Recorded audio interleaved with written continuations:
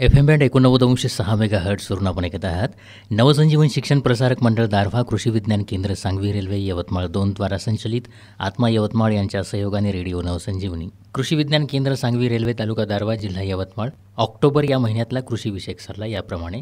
सुरुवातीला कृषी विद्या. सोयाबीन पिकाची काढणी आणि मळणी पावसाचा अंदाज घेऊन करावी, जेणेकरून पावसामुळे होणारं नुकसान टाळता येईल. तसंच शेत रब्बी हंगामासाठी तयार करावं. सोयाबीनचं बियाणं साठवताना त्यात ओलाव्याचं प्रमाण 8 ते 10% पेक्षा जास्त नसावं. साधारण 50 किलोची 7 ते 8 पोत्यांपेक्षा मोठी थप्पी लावू नये. तसंच बियाण्यांच्या पोत्याची आदळआपट करू नये. कपाशीचं पीक बोंडे भरण्याच्या अवस्थेमध्ये 2% DAP म्हणजेच 200 ग्रॅम DAP आणि 10 लिटर पाणी, यामध्ये अधिक मॅग्नेशियम सल्फेट म्हणजेच 20 ग्रॅम अधिक 10 लिटर पाणी याची फवारणी केल्यास बोंडगळ कमी होऊन बोंडांची चांगली वाढ होण्यासाठी आणि लाल्याच्या विकृती टाळण्यासाठी मदत होते. तूर आंतरपीक पद्धतीमध्ये शेतातील मुख्य पिकाची काढणी झाल्याबरोबर लगेचच तूर पिकाच्या 2 ओळींमधील जागेत वखरणी करावी अथवा ट्रॅक्टर चालत असल्यास रोटावेटर करावं. त्यानंतर वखराच्या जानोळ्यास गच्च दोरी गुंडाळून मध्ये दांड पाडून घ्यावेत. या माध्यमातून तूर पिकाला पाट पाणी देण्यास मदत होते. तुषार सिंचनाची सोय असल्यास त्याचा वापर करावा. तूर पिकाची पाण्याची गरज, वाढीची अवस्था, जमिनीतील ओल, पावसाचा अंदाज इत्यादी बाबी विचारात घेऊन सिंचनाचं नियोजन करावं. तसंच सुरुवातीला तूर लागवड करताना जर खत व्यवस्थापन केलं गेलं नसेल तर सद्यस्थितीमध्ये जमिनीमधला ओलावा पाहून एकरी 30 ते 35 किलो DAP तुरीच्या तासामध्ये द्यावा. तसंच तूर पिकाची पानं पिवळी पडत असल्यास झिंक आणि काही प्रमाणात नत्राची कमतरता असण्याची संभावना असते.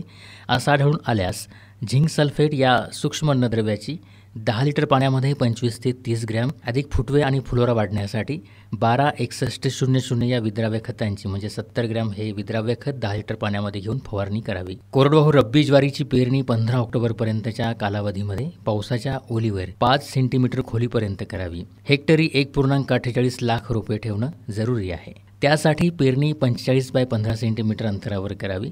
बागायतीमध्ये पेरणी 45 बाय 12 सेंटीमीटर अंतरावर करावी. पेरणीसाठी 2 चाड्यांची पाभर वापरून एकाच वेळी खत आणि बियाणं पेरावं. प्रति हेक्टरी 10 किलोग्रॅम बियाणं वापरावं. याकरिता PKV क्रांती, मालदांडी, फुले यशोदा, परभणी मोती, SPV 504, CSV 14 या वाणांची शक्य असल्यास निवड करावी. जिरायती हरभऱ्याची पेरणी शक्य असल्यास BBF म्हणजेच रुंद वरंभा सरी पद्धतीनं 15 ऑक्टोबरपर्यंत करून घ्यावी.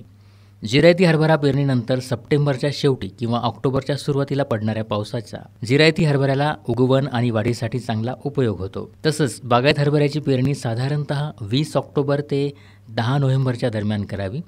पेरणीसाठी देशी वाणासाठी फुले विक्रम, फुले विक्रांत, राजविजय 202, राजविजय 203, विजय, दिग्विजय, PDKV कनक आणि काबोली वाणासाठी PDKV 2 आणि PDKV 4 या वाणांची निवड करावी. उद्यानविद्या. संत्रा. मृगबहारामध्ये फळगळ कमी करण्यासाठी 1.5 ग्रॅम जिब्रॅलिक ॲसिड अधिक 100 ग्रॅम कार्बोडॅन्झिम 50 WP अधिक 1 किलो युरिया प्रति 100 लिटर पाणी याप्रमाणे फवारणी करावी. पुढील फवारणी 15 दिवसानंतर करावी. मृगबहाराच्या फळांचा आकार वाढविण्यासाठी 1 ग्रॅम जिब्रॅलिक ॲसिड अधिक 2 किलो मोनोपोटॅशियम फॉस्फेट किंवा पोटॅशियम नायट्रेट यापैकी 1 प्रति 100 लिटर पाण्यात मिसळून 15 ते 20 दिवसाच्या अंतराने फवारणी करावी. पाऊस नसल्यास जमिनीची मशागत करावी. निंदणी, खुरपणी करावी. दुहेरी रिंग पद्धतीनं सिंचनासाठी आळं करावं. यामुळे झाडाच्या मुळांना हवा मिळण्यास मदत होते. ठिबक सिंचन संच असल्यास त्याच्या लॅटरल पसरून आवश्यकतेनुसार ओलीत सुरू करावं. पीक संरक्षण. कापूस. कपाशीच्या शेतामध्ये फेरोमन सापळे लावावेत. हे सापळे एका एकरमध्ये 5 याप्रमाणे लावावेत. त्यावरील सूचनेनुसार विशिष्ट कालावधीमध्ये ल्यूर बदलावेत. दर आठवड्यानं गुलाबी बोंड अळीचे पतंग मोजून नष्ट करावेत. या सापळ्यामध्ये प्रत्येकी सरासरी 8 ते 10 नर पतंग सतत 2 ते 3 दिवस आढळून आल्यास नियंत्रणाचे योग्य ते उपाय योजावेत. बोंडामध्ये गुलाबी बोंडअळी दिसून आल्यास इमिमॅक्टिम बेन्झोएट 5% 4.4 ग्रॅम किंवा क्लोरोपायरिफॉस 30 मिली किंवा क्विनॉल्फॉस 30 मिली किंवा एंडोक्झाकार्ब 15.8% 7 मिली किंवा क्लोरअँट्रिनिलप्रोल 18.5% प्रवाही 3 मिली प्रति 10 लिटर पाण्यातून फवारणी करावी. ऑक्टोबर महिन्यात पांढऱ्या माशीचा मोठा प्रादुर्भाव दिसून येतो. पांढऱ्या माशीच्या नियंत्रणासाठी एकरी 10 ते 15 पिवळे चिकट सापळ्यांचा वापर करावा. जास्त प्रादुर्भाव दिसून आल्यास निंबोळी अर्क 5% किंवा ॲझॅडिरॅक्टिन 1500 ppm 25 मिली किंवा वर्टिसेलियम लेकेनी 1.5% 50 ग्रॅम किंवा बुप्रोफेझिन 25% 20 मिली किंवा स्पायरोफेसिफेन 12 मिली 10 लिटर पाण्यातून फवारणी करावी. कपाशी पीक पिवळसर लाल पडून निस्तेज दिसून आल्यास युरिया 150 ग्रॅम आणि पोटॅश 150 ग्रॅम आणि 10 लिटर पाण्यातून झाडाला ड्रेचिंग करावं. तसंच 10 ते 12 दिवसांनी DAP 150 ग्रॅम 10 लिटर पाण्यातून झाडाला ड्रेचिंग करावं. कपाशीच्या लाल्या विकृती आढळून आल्यास 2% DAP म्हणजे 200 ग्रॅम किंवा 1% पोटॅशियम नायट्रेट 100 ग्रॅम किंवा 2% मॅग्नेशियम सल्फेट 200 ग्रॅम प्रति 10 लिटर पाण्यातून फवारणी करावी. कापूस पीक पात्या, फुलं आणि बोंड विकसित होण्याच्या अवस्थेमध्ये सातत्यानं ढगाळ वातावरण, अति आर्द्रता आणि रिमझिम पाऊस दीर्घकाळ राहिल्यास खबरदारीचा उपाय म्हणून आंतरिक बोंड सडणं या रोगाच्या व्यवस्थापनासाठी कॉपर ऑक्सिक्लोराईड 50 W 2.5 ग्रॅम प्रति लिटर पाण्यात मिसळून फवारावं. बोंडाच्या पृष्ठभागावर होणारा बुरशीचा संसर्ग रोखण्यासाठी प्रोपिनेब 70 WP 3 ग्रॅम किंवा पायरॅक्लोस्ट्रोबिन 20 WG 1 ग्रॅम किंवा प्रोपिकोनॅझोल 25 EC 1 मिली प्रति लिटर पाणी याप्रमाणे फवारणी करावी. आवश्यकतेनुसार 15 दिवसांच्या अंतराने दुसरी फवारणी करावी. दमट आणि ढगाळ वातावरणात कापूस पिकावर रसशोषक किडींचा प्रादुर्भाव वाढू शकतो. त्यांच्या व्यवस्थापनासाठी ॲझॅडिरॅक्टिन 10,000 ppm 20 मिली प्रति 10 लिटर पाणी किंवा व्हर्टिसिलियम लेक्यानी 1 किलोग्रॅम प्रति एकर किंवा फ्लेनिकॅमिड 50 WG 60 ग्रॅम किंवा डायनेटोफ्युरॉन 20 SC 60 ग्रॅम किंवा बुप्रोफेझिन 25 SC 400 मिली किंवा ॲसेटामिप्रिड 20 SP 40 ग्रॅम प्रति एकर याप्रमाणे पावसाची उघडीप असताना फवारणी करावी. सोयाबीन पिकावर पानावरील ठिपके, रायझोक्टोनिया एरियल ब्लाइट, शेंगकरपा आणि इतर बुरशीजन्य रोगांच्या नियंत्रणासाठी टेबिकोनॅझोल 10% अधिक सल्फर 65% WG 500 ग्रॅम किंवा टेबिकोनॅझोल 25.9 EC 250 मिली किंवा पायरॅक्लोस्ट्रोबिन 20 WG 150 ते 200 ग्रॅम किंवा पायरॅक्लोस्ट्रोबिन 133 GL अधिक इपोक्झिकोनॅझोल 50 GL SC 300 मिली प्रति एकर 200 लिटर पाण्यात मिसळून फवारणी करावी. सोयाबीनवरील तंबाखूवरील पाणी खाणारी अळी, घाटे अळी, उंट अळी, खोडमाशी, चक्रीभुंगा या किडींच्या नियंत्रणासाठी थायमिथोक्झाम 12.6% अधिक लांबडासा हेलिथ्रिन 9.5% ZC हे संयुक्त कीटकनाशक 2.5 मिली किंवा क्लोरॅन्ट्रिनिलिप्रोल 18.5 SC 3 मिली प्रति 10 लिटर पाणी या प्रमाणात फवारणी करावी. तूर पिकावर पाने गुंडाळणारी अळी दिसल्यास क्लोरोपायरिफॉस 20 मिली 10 लिटर पाण्यात मिसळून फवारणी करावी. तूर पिकामध्ये मर रोगाचा प्रादुर्भाव दिसून आल्यास ट्रायकोडर्मा या जैविक बुरशीनाशकाची 10 ग्रॅम प्रति 10 लिटर पाण्यात मिसळून झाडाच्या बुंध्याशी आळवणी करावी. सुरुवातीला झाडांची शेंड्याकडील पानं कोमेजतात. कालांतरानं पानं पिवळी पडून जमिनीकडे झुकतात. काही झाडांवर जमिनीपासून खोडांपर्यंत तपकिरी पट्टा दिसून येतो. पीक 2 महिन्यांचं असताना पानं आणि फांद्या सुकू लागतात. थोड्याच दिवसात संपूर्ण झाड वाळतं. फांद्या शेंड्याकडून खाली वाळतात. खोडाचा उभा छेद घेतल्यास त्याचा मधला भाग संपूर्ण तपकिरी काळा पडल्याचं दिसून येतं. रोगाचा प्रसार रोगग्रस्त बियाणं आणि जमिनीतील बुरशीच्या बीजाणूपासून होतो. नियंत्रण: जमिनीची उन्हाळ्यामध्ये खोल नांगरट करावी. रोगकारक बुरशी नष्ट होण्यासाठी जमीन चांगली तापू द्यावी. मर रोगाचा प्रादुर्भाव झालेल्या शेतामध्ये 5-6 वर्षापर्यंत तुरीची लागवड करू नये. ट्रायकोडर्माची एकरी 1 किलो भुकटी 20 ते 25 किलो चांगल्या कुजलेल्या शेणखतामध्ये मिसळून जमिनीद्वारे द्यावी. खोडकूज: पाने सुकून वरच्या दिशेनं वाळतात. जलद गतीनं वाळतात. झाडांची मर अतिशय वेगानं होते. प्रादुर्भाव रोपावस्थेत असताना सर्व रोपं एकदम मरून जातात. जमिनीपासून 10 ते 20 सेंटीमीटर उंचीवर खोडावर गर्द तपकिरी खोलगट लांब चट्टे दिसतात.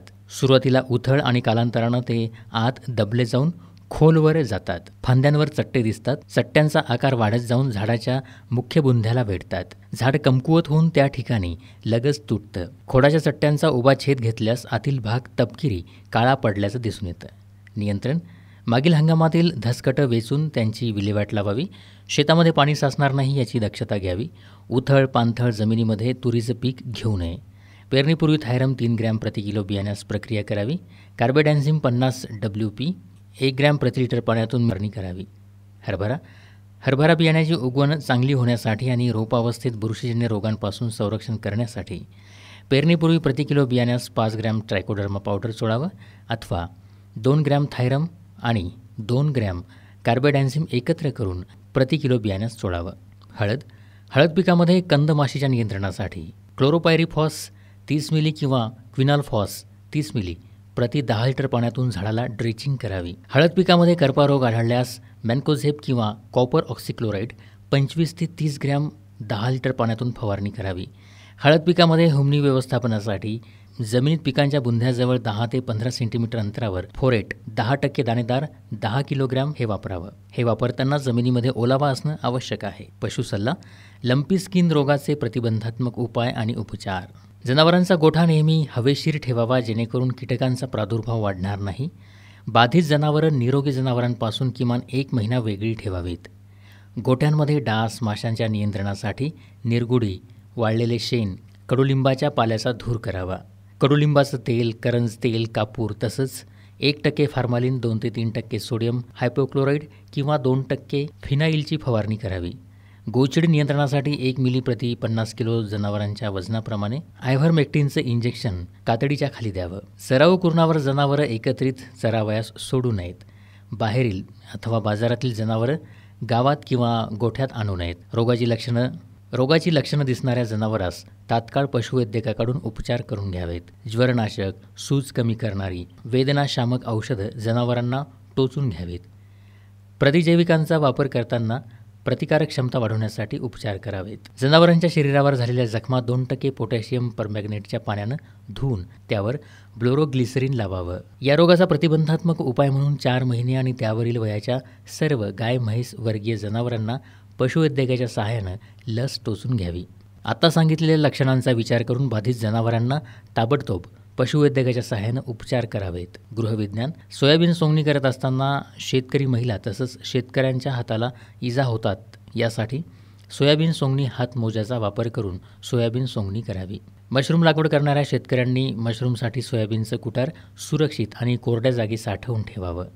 रब्बी हंगामातील परसबागेसाठी जागा तयार करावी आणि परसबाग लागवड करावी. विस्तारशास्त्र. शेतकरी बांधवांनी 1800-123-2175 किंवा 14426 या टोल फ्री क्रमांकावर कॉल करून शेतीविषयक माहिती मिळवावी आणि किसान सारथी या पोर्टलवर आपली नोंदणी करावी. रजिस्ट्रेशन पूर्ण केलेले शेतकरी या नंबरवर कॉल करून आपले प्रश्न विचारू शकतात. रजिस्ट्रेशनसाठी दोन्ही क्रमांक परत एकदा 1800-123-2175 किंवा 14426. ऐकत रहा नवसंजीवन शिक्षण प्रसारक मंडळ दारव्हा, कृषी विज्ञान केंद्र, सांगवी रेल्वे, यवतमाळ 2 द्वारा संचलित आत्मा यवतमाळ यांच्या सहयोगाने रेडिओ नवसंजीवनीचे कार्यक्रम FM 89.6 मेगाहर्ट्झवरून.